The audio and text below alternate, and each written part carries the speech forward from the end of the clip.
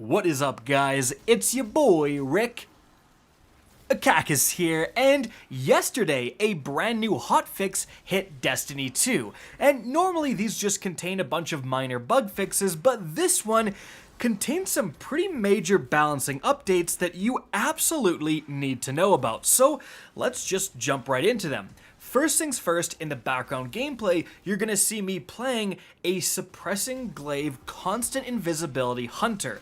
Now, I did do a video on this build pretty early after the release of the Witch Queen expansion. I said it was going to be incredibly powerful, and I was right to the point where Bungie actually disabled this build for the day one of the Vow of the Disciple raid. So yeah, this has a lot of potential. A lot of people I've seen running it and really enjoying it. But Bungie actually did nerf this build, and here's how. There was actually a few changes made to Glaives that will directly affect this. So first and foremost, Suppressing Glaive now consumes and requires 10% weapon energy when applying suppression with the Glaive Melee. So again, this is by far the biggest factor that will affect this build. Previously, you could just go around and constantly melee enemies, and every time you did, it would apply suppression to those enemies, and then it would make you invisible with the help of specifically the Hunter aspect, Stylish Executioner, which says if you kill an enemy that is volatile, suppressed, weakened, etc., any of the void debuffs, you will turn invisible. So obviously, having Suppressive Glaive and a Glaive where every single enemy you do damage to becomes suppressed, every single time you get a kill with it, you become invisible. Very powerful combination. But now, if I have 0 ammo and I've gotten 0 kills with my Glaive and I go to use the melee, it won't make me invisible. I need to firstly have ammo, because what I now need to do is specifically shoot with the Glaive, melees won't work,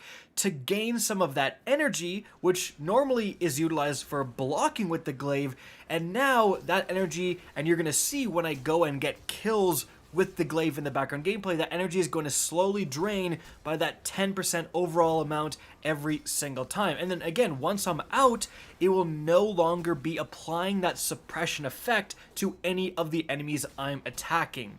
So, realistically, this build is still very powerful. It isn't too difficult to simply shoot an enemy, then gain a pretty big chunk of Glaive energy, in fact, bigger than normal, because another change introduced by this hotfix is that Glaives will now reach their full energy charge after landing 4 successful projectile hits instead of previously 6, and then after you gain that chunk of energy, you just go back to meleeing. You'll be able to kill, quite a few guys and go invisible every time.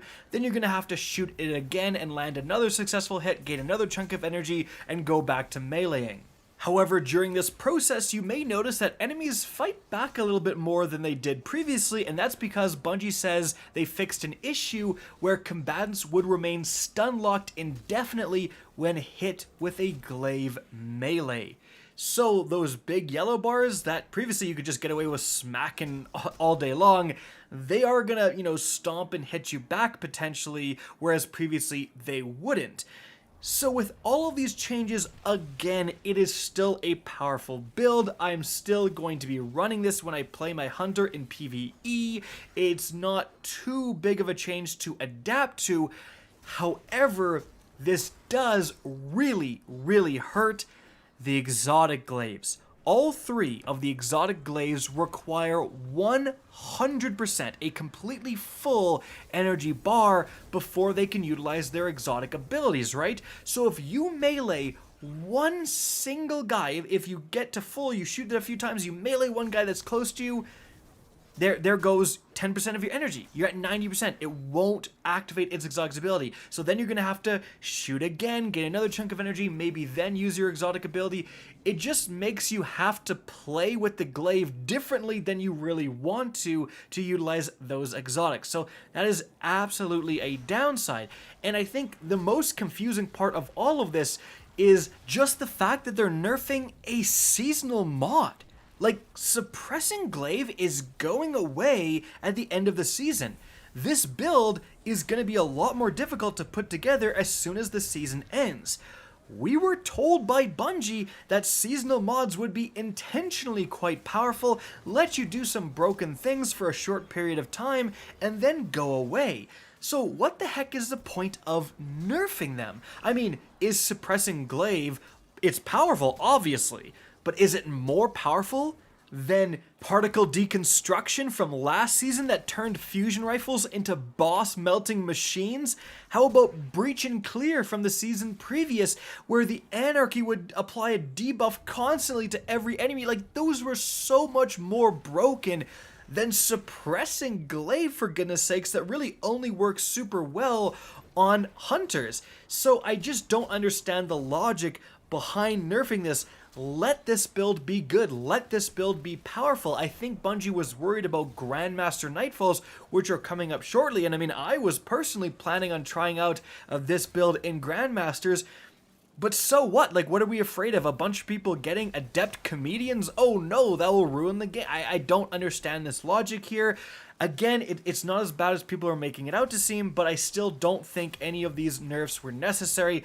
Glaives are not that powerful aside from when you do things like this and put together these type of builds, so next season they're going to need a lot of help to be viable in the meta.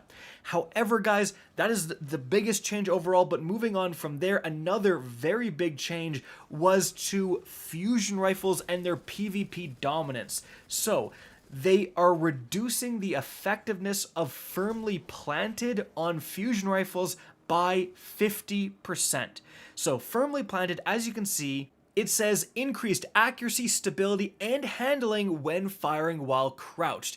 And this was absolutely incredible on fusion rifles, like S+ tier perk for PvP. You would simply slide around the corner, which would activate firmly planted, shoot it, and map people. Now, from what I'm hearing, it's still a very good perk. Like, don't, delete your firmly planted fusion rifle rolls. However, it may be worth experimenting with some alternatives because this perk is literally 50% worse.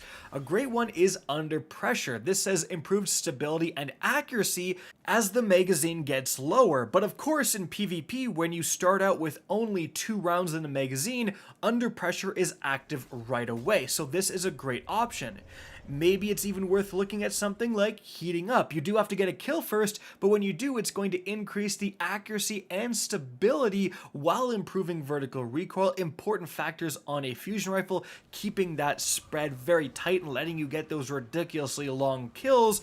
And honestly, another option is Kickstart. It's not the most common perk, and I don't even have an example here from my vault, but that is going to make it so that when you slide after sprinting for a short distance, you get increased damage and charge time. So if you're used to playing with firmly planted and sliding into every engagement, putting on a Kickstart fusion could really fulfill that same role and style of gameplay.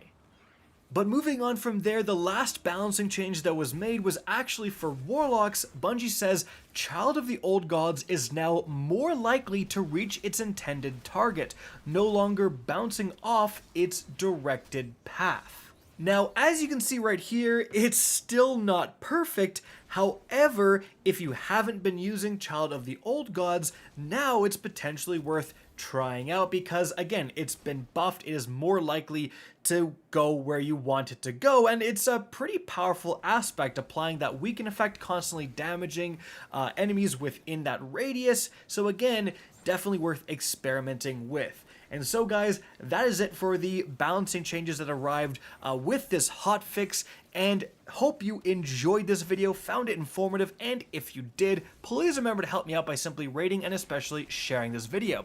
If you guys want to see more Destiny 2 content similar to this, don't be afraid to slap that subscribe button. If you want to get in touch with me and keep up to date with the latest channel activity, the best way is to follow me on Twitter at RickCacus. That is linked in the description down below. Again, I hope you enjoyed the video, and as always, have a good day.